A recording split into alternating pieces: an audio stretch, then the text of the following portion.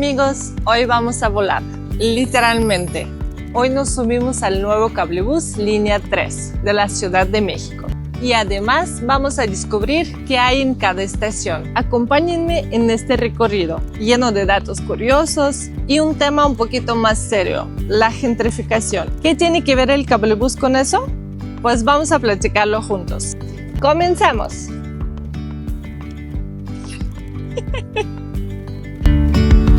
Yesterday there was sun and there was rain, beauty and the mundane. And as the light startled our eyes, we let go of disguise. And now there's something in the air and a sparkly shimmer on our skin, restoring everything within. Oh,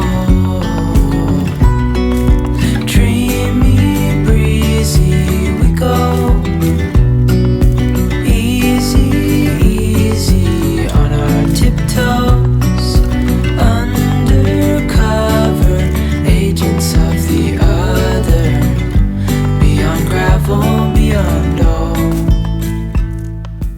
Para los que no lo saben, el cablebús Línea 3 es la nueva adición a la red de transporte público en Ciudad de México. Fue inaugurada apenas hace unas semanas. Conecta las 4 secciones del bosque de Chapultepec con el pueblo de Santa Fe.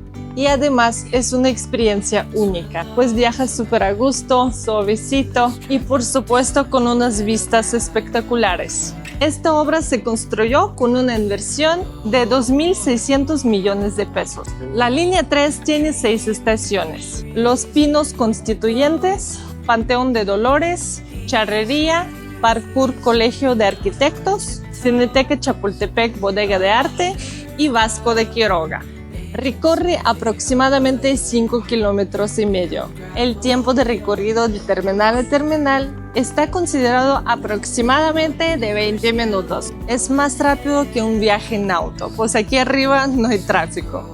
El tiempo que se hace de Tacubaya a la Boca 4 es más o menos de 40 minutos. O sea, se reducirán los tiempos de traslado de 40 a 20 minutos. Y lo mejor de todo es que es amigable con el medio ambiente, ya que funciona con energía eléctrica. Cada cabina puede transportar hasta 10 pasajeros. Todas las cabinas están equipadas con Wi-Fi gratuito. Como en las demás líneas, el viaje en el cablebús tiene un costo de 7 pesos. La línea 3 opera de lunes a viernes desde las 5 de la mañana, los sábados desde las 6 de la mañana y los domingos desde las 7. Y todos los días se cierra a las 11 de la noche. Y bueno, subimos en la primera estación, Los Pinos. Aquí se encuentra el complejo cultural Los Pinos, anteriormente residencia oficial de Los Pinos. Fue la residencia del presidente de México desde 1934 hasta 2018. Desde el 1 de diciembre de 2018 es un espacio cultural abierto al público dentro del bosque de Chapultepec. Ahora es una instalación de aproximadamente 56,000 metros cuadrados, unas 14 veces más grande que la Casa Blanca en Washington, D.C. Cuenta con áreas verdes, las que puedes disfrutar y hasta pasear con tu mascota. Además, suelen proyectar cintas o documentales cada fin de semana. Este lugar también cuenta con espacios para exposiciones e incluso a mí ya me tocó trabajar en un evento aquí. La entrada y gran parte de las actividades son gratuitas. También cerca de esta estación se encuentra el Parque Infantil La Hormiga y Aztlán, un parque de entretenimiento que cuenta con atracciones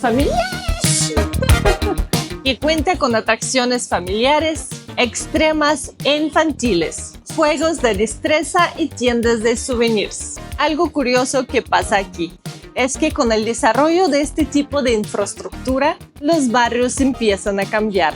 Las rentas suben, los comercios locales se transforman y de repente tenemos nuevas caras en los vecindarios. Aquí entra el tema de la gentrificación, pero de esto hablaremos un poquito más tarde.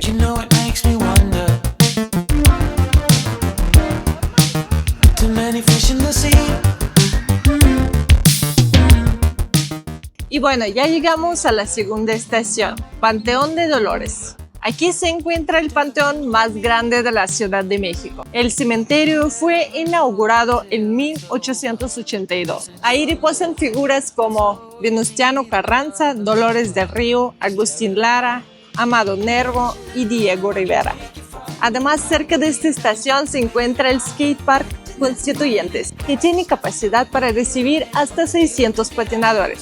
Museo de Historia Natural y Centro de Cultura Ambiental, que exhibe una gran variedad de colecciones de la biodiversidad de México y del planeta.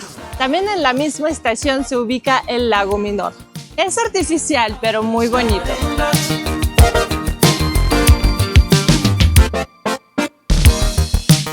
It's getting oh so obvious. Now that the light is on you. Seguimos nuestro recorrido y nos bajamos en la siguiente estación, Charrería. Esta estación se ubica a un costado del Lienzo Charro Constituyentes, que es un recinto con capacidad para hasta 5,000 personas, en donde se practica la charrería, actividad que desde 1945 fue declarada como Deporte Nacional de México. Y eso lo sé porque es una de las 1,200 preguntas que tuve que estudiar para mi examen de naturalización mexicana. Aquí también se encuentra la sede de la Asociación Nacional de Charrería, que fue fundada hace más de 100 años. Este lugar también se utiliza para realizar eventos sociales como fiestas, bailes, conciertos o celebraciones religiosas. Y ahora ya me encuentro en la siguiente estación, Parkour Colegio de Arquitectos. Aquí se encuentran varios sitios interesantes, como Parkour, que se llama así por ser el parque de cultura urbana y no por el deporte parkour, como muchos podrían pensar. Aquí se puede andar en patineta. Este espacio antes fue ocupado por Atlantis y El Rollo. Parques acuáticos que cerraron sus puertas en 2007. Me encantan los lugares abandonados.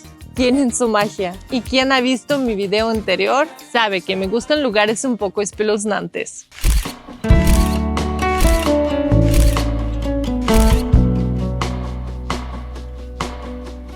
Aquí también se encuentra el Parque Cricri, especialmente popular para las personas con niños. Change is constant, learning to flow.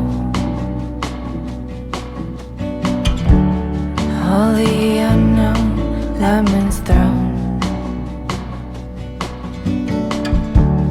May look different from what you've dreamed.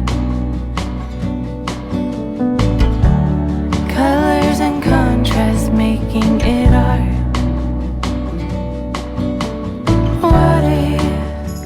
Pues la zona infantil incluye una gran área de juegos, con toboganes y áreas verdes abiertas. Creo que mis hijos, después de ver esto, me van a pedir que los lleve. Por aquí cerca podemos encontrar el circuito Serpientes Escaleras, que está conformado por andadores, puentes, miradores, zonas de picnic y un trazado para bicicleta de montaña. Todavía no he tenido chance de conocerlo, pero seguro iré en estos días. Además, en esta zona se ubica la Biblioteca de Semillas. Nunca he escuchado nada parecido a esto, pero lo primero que me viene a la mente es algo así. Pero bueno, según es un espacio creado para el acopio, almacenamiento y conservación de semillas de vegetación nativa. La verdad no sé si está abierto al público, pero me imagino que sí, pues se ubica en un lugar diseñado para diferentes actividades.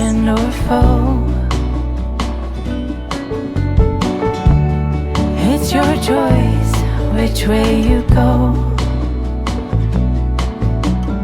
No sé si hay algún transporte similar, o sea, transporte público me refiero, en el mundo, porque los teleféricos suelen ser muy turísticos y aquí pues estamos contando con un transporte público. Y nuestra siguiente estación es Cineteca Nacional. En esta sección de Chapultepec se encuentra el Parque Polvorín. Este parque ocupa parte de lo que anteriormente fue utilizado como sitio para producir y almacenar pólvora. De ahí su nombre. La ex fábrica de pólvora también se ubica en la misma estación. Hoy es un centro cultural que ha sido punto de encuentro, taller, edificio escolar y escenario musical. Recomiendo mucho visitarlo, pues es muy interesante conocer más sobre la historia de la fábrica de pólvora y explosivos. De hecho, en una visita que hice a la ermita, conocí a don Rogelio, el único trabajador sobreviviente de la explosión que hubo en la fábrica de pólvora, y sus relatos son muy interesantes. Aquí también podemos encontrar la Cineteca Nacional Chapultepec, que ofrecerá una experiencia cinematográfica, con 8 salas de proyección y un foro al aire libre. Está abierta de lunes a domingo desde las 11:30 de la mañana y tiene un costo de 70 pesos la entrada general y 50 para menores de 25 años, estudiantes y adultos mayores. La Bodega Nacional de Arte estará conformada por 3 edificios para talleres de papel y fotografía, embalaje, preparación y carpinterías, madera y artes aplicadas. Tengo entendido que por ahora está cerrado, pero amigos, si tienen información acerca de cuándo empieza a funcionar, por favor pónganme en los comentarios. Y bueno, ya llegamos a la última estación, Vasco de Quiroga. Estación terminal, ubicada en la 4ª sección del bosque de Chapultepec. Se conectará con el tren interurbano México-Toluca, del cual les platiqué en otro video. Si todavía no lo han visto, lo dejo en la descripción. Y bueno, este tipo de cambios como el cablebús suelen traer desarrollo a las comunidades. Más comercios, más visitantes y en teoría más oportunidades económicas. Eso suena genial, ¿verdad? Pero también puede generar desplazamiento de las personas que llevan años viviendo aquí. Y aquí es donde empezamos a hablar sobre la gentrificación. La palabra gentrificación suena complicada, pero básicamente es cuando una zona tradicional o popular empieza a cambiar debido a la llegada de las personas con mayor poder adquisitivo, como turistas o extranjeros. De repente los cafés de barrio se vuelven bares hipster y las tienditas de la esquina se convierten en tiendas de diseño.